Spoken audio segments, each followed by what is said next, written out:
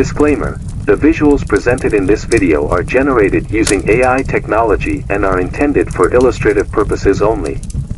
While we aim to provide an engaging representation of the topic, these images are not authentic depictions of historical events, structures, or artifacts. They are purely conceptual and should not be interpreted as factual evidence.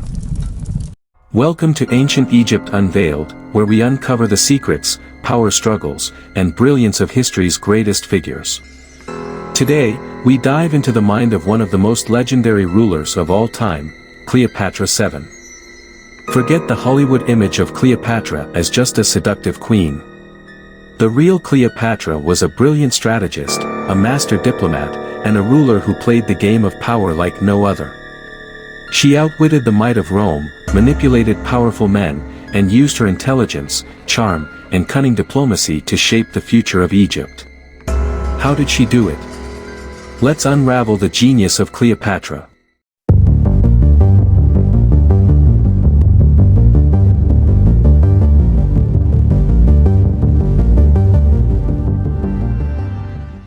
The Roman threat, Cleopatra's first chess move.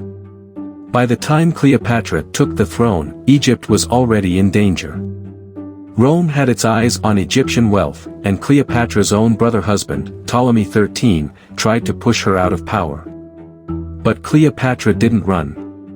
She outwitted everyone with her first legendary move, Julius Caesar. Ptolemy had aligned with Caesar, thinking Rome would support him. But Cleopatra knew something he didn't: Caesar wasn't loyal to anyone but himself. So she played the ultimate gamble. She had herself smuggled into Caesar's palace, wrapped inside a carpet, and dramatically unrolled at his feet. It wasn't just an entrance, it was a psychological power move. By the time morning came, Cleopatra had convinced Caesar that Egypt needed her, not Ptolemy. The result? Ptolemy XIII was dead within months, and Cleopatra had secured Rome's protection without even drawing a sword. She had turned the might of Rome into her personal shield, all with a single night's conversation. The Mark Antony manipulation, Cleopatra's second victory. After Caesar's assassination, Rome was thrown into chaos. Mark Antony and Octavian were now in charge. Cleopatra saw an opportunity. She knew that Antony was powerful, but also vain, ambitious, and impulsive. So she didn't chase Antony. She made him chase her. Cleopatra invited Antony to meet her on her royal barge, sailing down the Nile in the most extravagant display of power and wealth imaginable. She arrived dressed as the goddess Isis, surrounded by music, perfumes, and golden silks. Antony was stunned. Cleopatra had already won before even speaking a word. She convinced him that an alliance with her was his key to ruling Rome. Instead of Egypt being a Roman puppet, she made Antony dependent on her, militarily, politically, and even emotionally. With Antony on her side, Cleopatra gained Roman military support while keeping Egypt independent.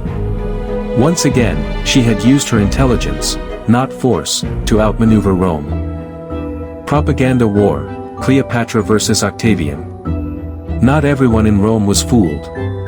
Octavian, Antony's rival, saw Cleopatra as a threat. He launched a propaganda war, claiming she was manipulating Antony, threatening Rome, and plotting to destroy the empire.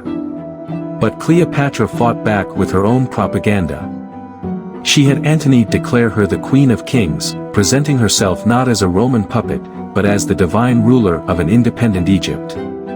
By now, Cleopatra wasn't just a queen, she was a political force too dangerous for Rome to ignore. Actium, Cleopatra's final gamble. Octavian declared war, leading to the Battle of Actium. Cleopatra and Antony faced Rome's navy, and for the first time, Cleopatra made a miscalculation. Seeing the battle turn against them, she ordered her fleet to retreat, a move that shattered Antony's forces and sealed their fate. Some say she panicked. Others say she had already planned an escape route, thinking she could fight another day. But Antony, believing she had betrayed him, was broken. In a tragic mistake, he took his own life, leaving Cleopatra alone against Rome. The final outsmarting, Cleopatra's last move. Now Octavian had won. But Cleopatra knew that captivity was worse than death.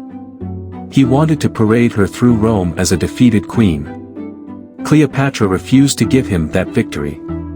She faked negotiations, pretended to surrender, and then secretly arranged her own death.